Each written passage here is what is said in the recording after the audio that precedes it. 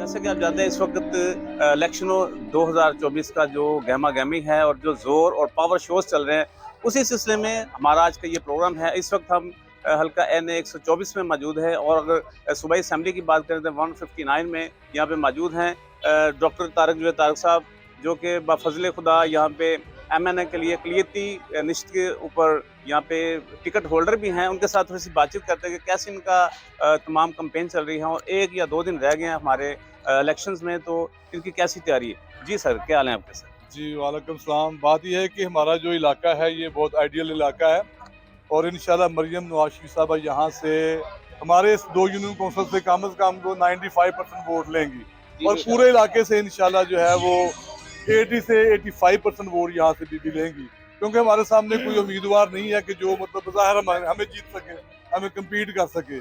खुदा का शुक्र है कि हमारी पार्टी ने बहुत इस इलाके में काम किया, सड़कें यहाँ पे बनवाई, सुलंग यहाँ पे बनवाए, यहाँ पे सुई गैस का काम हुआ, बिजली का, पानी का गैस यहाँ पे काम हुआ।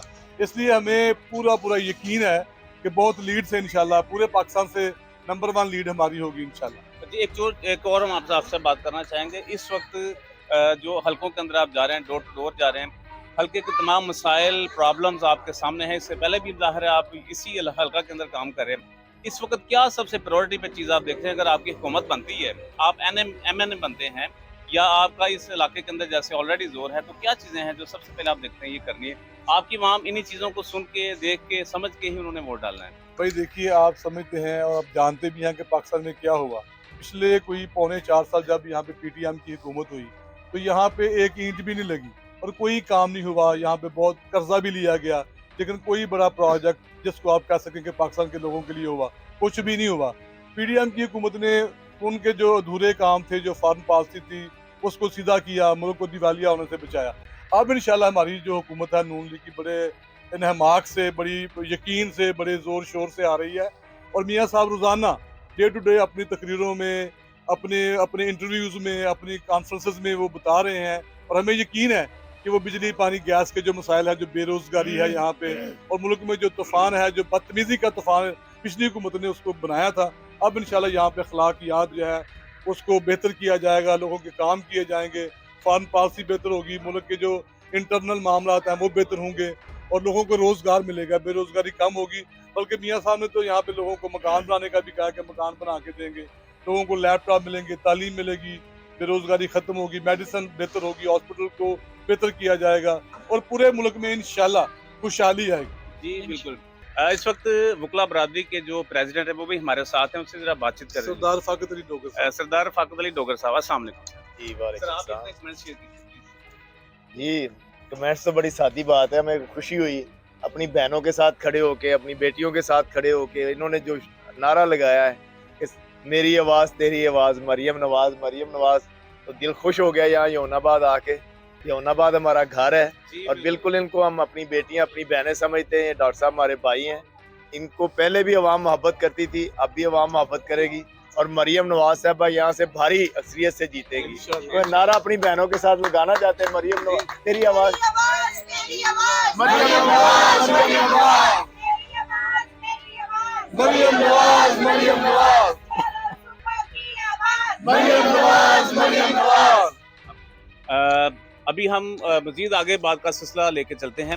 अच्छा डॉक्टर साहब, आपसे मैं ये पूछना चाहूँगा, इस वक्त बहुत सारी पार्टीज़ को हम देख रहे हैं, वोटों की सेल चल रही, परचेज हो रहे हैं, सेल परचेज चल रही, उस वाले से ये कैसा अमल है, इसके बारे में आप क्या कहते हैं? भाई बात पता क्या, ये जो है ना सेल परचेज वाला मसला, ये सब झूठ ही है। इसलिए कि लोग जो हैं बड़े बाशऊर हैं, बड़े अक्लमंद हैं और कोई बंदा ऐसी कोशिश करता भी है तो वो नाकाम ही होता है। किसी एक बंदे को, 2 बंदे को खरीद सकते हैं, लेकिन ऐसा तो नहीं ना। यहाँ पे तो लाखों की तादाद में लोग वोटर हैं, सपोर्टर हैं नून लीग के। तो वो इन छोटी चीज़ों पे, हमारे तो इस इलाके में कोई ऐसी बात नहीं है, कोई आए भी।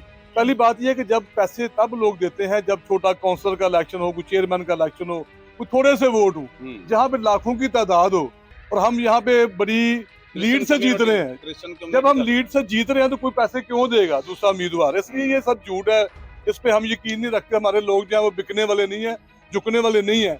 और दूसरी बात यह है कि देखिए, एक दिन की बात है, कोई 2-4 हज़ार 5 हज़ार दे भी देगा तो पूरे 5 साल की हुकूमत हमने चलानी है, पूरे 5 साल हमने काम करना है और लोगों को पता है कि नून लीग काम करके दिखाएगी। इसलिए ये पैसों वाली बात, मैं इस पे यकीन नहीं रखता, लोग इस पे कान नहीं धरते। ये एक वैसे ये एक शुगल वाली बात है, कोई पैसे नहीं लेगा इंशाल्लाह, सीन नहीं है कोई ऐसा सीन नहीं है इंशाल्लाह। डॉक्टर साहब आपसे एक और सवाल है हमारा। इस वक्त हम देख रहे हैं कि जो वोटिंग लिस्टें आई उसमें बहुत सारे लोगों के जो वोट हैं वो बड़ी दूर दूर जाके बने हैं। वो वोट डालना चाह रहे हैं लेकिन उनके लिए मुश्किल है कि वो इतना दूर है, और कुछ ऐसे फैमिलीज भी हैं जो किराया तक नहीं खर्च कर सकते, या हो सकता है पेट्रोल नहीं डलवा सकते। उन लोगों के लिए आपका क्या मैसेज है? उन लोगों के लिए मेरा मैसेज भी है, और हमने जलसों में भी कहा है कि जिन लोगों को चाहिए ट्रांसपोर्टेशन हम देंगे। जो लोग बाहर से यहाँ पे आएंगे उनको भी हम देंगे, जो यहाँ से जाएंगे उनको भी देंगे, क्योंकि जिस बंदे ने वोट डालना है उसके लिए हल्के की कोई बात नहीं है। यहाँ पे बहुत से लोग हमें खुद कहते हैं कि नहीं हमें कोई ट्रांसपोर्टेशन नहीं चाहिए, हम खुद जाएंगे, हम खुद वोट डालेंगे। इसलिए लोगों की ये बका का मसला है, ये मुल्क की सलामती का मसला है। हमारे मुल्क में बेहतर होने जा रहा है, लोगों को पता है, लोगों में बड़ा जोश वोश है, जज्बा है। इसलिए इन चीज़ों की अहमियत नहीं है। जिन लोगों ने वोट देना है और डेफिनेटली देना है, वो कहीं भी होगा वोट जाकर डालेंगे। लेकिन हमारी तरफ से ऑफर है, हमने ऑफर दिया कि जहाँ भी कहेंगे हम उनको ट्रांसपोर्टेशन मुहैया करेंगे। जो लोग यहाँ आएंगे उनको भी इंशाल्लाह हम पूरा तामन करेंगे, क्योंकि हमें एक एक वोट जो वो चाहिए लीड के लिए। हम चाहते हैं कि हमारी लीड हो इस इलाके में। जी सर, आपका बहुत शुक्रिया। आप तमाम दोस्तों का बहुत शुक्रिया। उम्मीद रखते हैं तमाम गुफ्तगू दोस्तों आपने सुनी। समझते हैं कि इस वक्त आपने डिसीजन करना है, आपने वोट किसको डालना है, नून लीग, पीटीआई और टीएलपी और जैसी भी तमाम इनकी आप पार्टीज को जानते हैं। डॉक्टर जावेद तारिक साहब ने जो मैसेज दिया, आपने इस पर अमल करना है। अपना वोट आपने ज़ाया नहीं करना, जाना है और वोट डाल के आना है। आप सबकी इजाजत चाहते हैं और मिलकर पाकिस्तान का नारा लगाएंगे, और आप जो नारा लगाना है चाहे वो भी लगाएंगे। जी पाकिस्तान जिंदाबाद।